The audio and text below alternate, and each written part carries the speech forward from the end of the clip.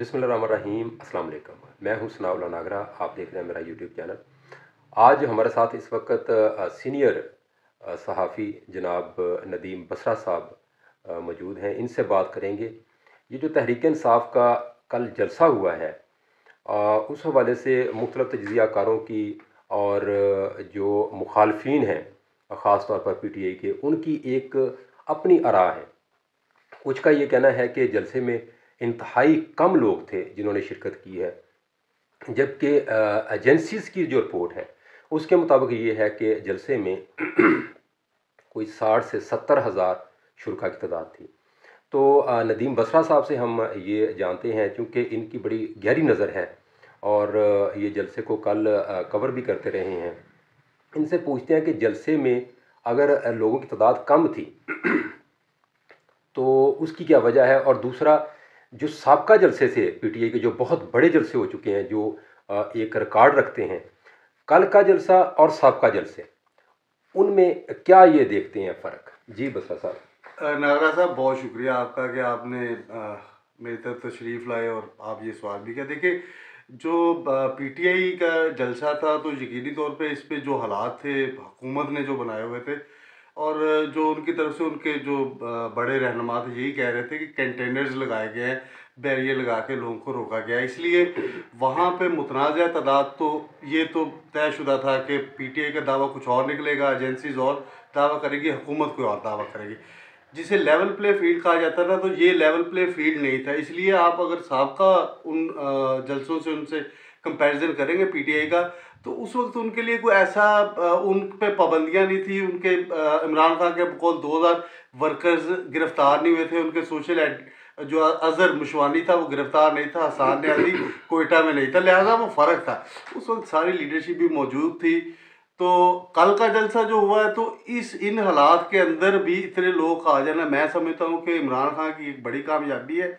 लिहाजा इस जलसे में ये मुतजाद और दावे रहेंगे आखिर तक। हुकूमत और सियासी जलसे इसी तरह होते हैं नागरा साहब, चाहे पीपल पार्टी के हो, चाहे मुस्लिम लीग नून के हो, JUI के हो, या किसी के भी हो, हमेशा जो शुरका की तादाद है ना, वो जैसे मुतनाज़ बयानात सियासतदानों के हमेशा चलते हैं, तो जलसे में शुरका की तादाद भी जो है ना वो मैटर करती है और मुतनाज़ ही रहती है। लिहाजा असल चीज़ जो थी वो ये थी कि इमरान खान जलसा गाह में पहुंचने में कामयाब हो गया। यही उनका मोटो था और मिशन था कि वो जलसा गाह में पहुंच जाए और अपनी जो है वहाँ पे शुरका की तादाद एक ज़ाहिर कर दे कि लोगों की उन्हें हमायत हासिल है। और इतनी रुकावटों के बाद वहाँ पे लोगों का पहुँचना और इमरान खान के हाथ पे बैत करना, इसलिए उन्होंने सियासी जलसे को रेफरेंडम का नाम दिया है। सही। अच्छा, एक इमरान खान साहब ने जलसे से खिताब करते हुए ये एक जो बहुत तशवीश वाली बात की है कि एस्टेब्लिशमेंट नहीं चाहती कि इमरान खान साहब जो हैं वो इक़्तिदार में आएँ। तो मैं ये समझता हूँ कि एस्टेब्लिशमेंट को इससे क्या है कि इमरान खान इक़्तिदार में आए या नून लीग आए या पीपल्स पार्टी आए, तो ये इमरान खान जो एक बयानिया लेके चल रहे हैं एस्टेब्लिशमेंट के ख़िलाफ़, या एस्टेब्लिशमेंट से मुतल्लक जो उनका बयानिया है, इसको आप किस तरह से देखते हैं? क्या एक अदारे के ख़िलाफ़ जो बयानिया उनका है, या आप ख़िलाफ़ कह लें या आप उसको सख्त बयानिया कह लें, इसको अगर PTI पीछे नहीं हटती या इसको ही लेके चलती है, तो क्या वो इक़्तिदार में इस तरह से आ सकते हैं? देखिए, हकीकत से किसी को नजरें नहीं चुरानी चाहिए। इमरान खान साहब एक बड़े लीडर है, वो एक क्राउड पुलर है। और जहाँ तक बात की जाती है कि इमरान खान का जो अब का स्टांस है, उन्होंने बयानिया लिया है, वो स्टैब्लिशमेंट के ख़िलाफ़ है सारी चीज़ें। सारी बात है, एक चीज़ ये हुई कि इमरान खान के लोगों के कहने पे और इमरान खान के लोगों के खड़े करने पे तोशा खाना का केस पब्लिक हुआ है। देखिए, तोशा खाना का लाहौर हाई कोर्ट ने फैसला दिया है कि 1990 से लेकर 2001, और उधर इस्लामाबाद गया तो 2001 से 2022, 1990 तक तो नागरा साहब ये पंडोरा बॉक्स खुल गया। लिहाजा वो 1990 से इसको पीछे भी लेके जाएंगे। स्टैब्लिशमेंट को शायद मेरा मेरा ज़ाती ख्याल है, मैं इस पर वसूख से नहीं कह सकता, शायद कहीं ना कहीं इदारों में ख़तरा मौजूद रहता है कि कल को जैसे ये ऑफिस होल्डर्स के सारे रिकॉर्ड पब्लिक हो रहे हैं, तोशा खाना पंडोरा बॉक्स खुल गया है, तो हो सकता है कि उस ख़ास अदारे के बारे में भी 1947 से लेके 2023 का जो ऑडिट करवा लिया जाए, और कहीं वो उसका भी पंडोरा बॉक्स, क्योंकि वहाँ तो ऑडिट होता नहीं है, पहली बात तो ये। अच्छा, दूसरा आपने बात की कि वो एक उसको लेके चले, ऐसा नहीं होता। सियासत में हमेशा, सियासत बड़ी बेरहम चीज़ है और सियासत में हमेशा लचक का रवैया रखना चाहिए। इमरान खान साहब को सारे दरवाजे नहीं बंद करने चाहिए। इसी तरह उनको देखिए, कहीं ना कहीं आप भी इस चीज़, पाकिस्तान में रहते हैं, इस चीज़ के गवाह रहिएगा कि कहीं ना कहीं इमरान खान को, उसकी टीम को कहीं ना कहीं बैठना पड़ेगा। लिहाजा जब वो बैठेंगे तो आप अपने लिए इतने पीछे रास्ते बंद ना कर दें कि आप जब वापस जाना चाहें तो हर दरवाजे को चटकने लगी और आप वापस ही ना जा, पीछे जाने का रास्ता खोलना चाहिए। इसलिए ऐसा सख्त रवैया जो है ना, वो मेरा भी ख्याल है कि पाकिस्तान के कोई भी इंतखाबात को मुनसिफाना और शफाफ बना सकता है। आप थोड़ा सा इस्टेब्लिशमेंट को पीछे करें, आप देखें, आप उसको आप पब्लिक करेंगे। ये रिवाज जो है मेरी नज़र में, तो देखें, मैं सियासतदानों को तरबियत करनी चाहिए पूरी कौम की। वो लीडर होते हैं, असम्बलियों में बैठते हैं और ऐवान में बैठ के बात करते हैं, वो नुमाइंदे होते हैं लोगों के। लिहाजा उन्हें ऐसी तरबियत करनी चाहिए कि जिससे हमारा तासर पूरी दुनिया में एक कौम की तरह जाए कि हम एक मुट्ठी है, हमारे अंदर कोई ऐसी दरार नहीं है। लिहाजा सियासत सियासत खेले, इस्टेब्लिशमेंट को बीच में ना लेके, इससे चीज़ें बिगड़ जाती हैं, मेरी नज़र में, मेरी जी राय है। जी, बिल्कुल ठीक है।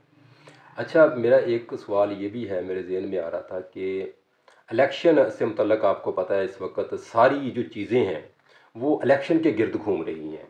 ख़ास तौर पर पीटीआई की जो सियासत है इस वक्त वो सारी इलेक्शन के गिर्द घूम रही है कि इलेक्शन होंगे तो इलेक्शन होंगे, और सारा उनका जो एक स्टांस और सारा उनका जो इस वक्त तवज्जो है वो इलेक्शन पे है कि इलेक्शन होने चाहिए। और 30 अप्रैल डेट भी दी हुई है और ये सुप्रीम कोर्ट ने तारीख दी है इलेक्शन की 30 अप्रैल। तो लेकिन अब इलेक्शन कमीशन ने तो आपको पता है कि 8 अक्टूबर को कहा कि इलेक्शन जो है नहीं हो सकते। तो अब शेड्यूल जो उन्होंने दिया वो 8 अक्टूबर का दिया इलेक्शन का, जो कि वैसे भी अगर असम्बलियाँ अपनी मुद्दत पूरी करती हैं तो इलेक्शन 8 अक्टूबर को ही होने हैं। लेकिन अब ये ज़ाहिर है असम्बलियाँ तहलील हो गई थी तो ये कबल अज़ वक्त होने थे इलेक्शन। तो कुछ रहनुमा हैं वो ये भी कह रहे हैं, जैसा कि पीटीआई के मंजूर वसान हैं, उनका ये कहना है कि हो सकता है कि रवां साल एमरजेंसी लग जाए हाँ, या फिर कोई न्यूट्रल हुकूमत बन जाए। और वो ये भी कह रहे हैं कि मैं इलेक्शन नहीं देख रहा, और वो उनका तो ये भी कहना है कि मैं अक्टूबर में भी इलेक्शन नहीं देख रहा हाँ, अगर मुआशी हालात ठीक हो। इस हवाले से आप क्या कहते हैं? देखिए, दो तीन चीज़ें हैं। जहाँ तक आपने पहले भी बात की थी ना इस्टेब्लिशमेंट के हवाले से, वो बात ये थी कि इमरान खान साहब जहाँ इस्टेब्लिशमेंट की बात करते हैं तो उनके पास भी कोई ना कोई एक, जिसे पंजाबी में कहते हैं, गिद्दड़ सिंगी रहती हैं। उन्हें भी अब अगर वो इस्टेब्लिशमेंट के इतना ख़िलाफ़ है तो उन्हें जुडिशरी का तो आसरा है ना, इसलिए उस आसरे पे वो सारे बयान दाग रहे हैं। और दूसरी बात रहेगी कि इलेक्शन की, वो पहले सवाल का जवाब रह गया था, इसलिए मैंने कहा कि इमरान खान अगर इस्टेब्लिशमेंट के ख़िलाफ़ है तो उन्हें एक दूसरी इस्टेब्लिशमेंट का आसरा है जो जुडिशरी है, सीधी सी बात है। अब रहेगी बात कि ये इलेक्शन 8 अक्टूबर को होंगे या नहीं होंगे। देखिए, कोई ऐसा तरीका नहीं, पाकिस्तान के अंदर कोई ऐसा ज़ामन नहीं बनेगा जो एक स्टाम्प पेपर पे लिख के सुप्रीम कोर्ट ऑफ पाकिस्तान में दे दे कि 8 अक्टूबर के बाद पाकिस्तान के अंदर दूध की या शहद की नहरें बहेंगी। ठीक है, पाकिस्तान के मुआशी हालात बेहतर होंगे। अभी तक स्टाफ लेवल का मुआहदा IMF से आपका नहीं हो सका। उन्होंने बिल्कुल सही। जामन मांगे हुए हैं कि जी। भाई आप UAE, सऊदीया, तुर्की, ये जामन होंगे, आपको देंगे। लिहाजा ये नहीं है। अब बयानिया जो है ना, ये बात आगे जाएगी।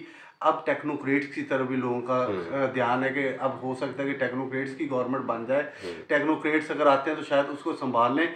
लिहाजा ये इलेक्शन, ये भी हल नहीं है नागरा साहब, ये भी कहीं नहीं लिखा आइन में कि आप कौमी असम्बली का इलेक्शन के साथ सूबाई असम्बली के भी इलेक्शन इकट्ठे होंगे। आइन के अंदर सिर्फ कौमी असम्बली का जिक्र है। अगर 2 सूबों के अंदर इलेक्शन हो जाते हैं तो 2 सूबों के अंदर इलेक्शन बाद में होंगे, तो ये कहीं नहीं, कहीं ऐसा नहीं होता।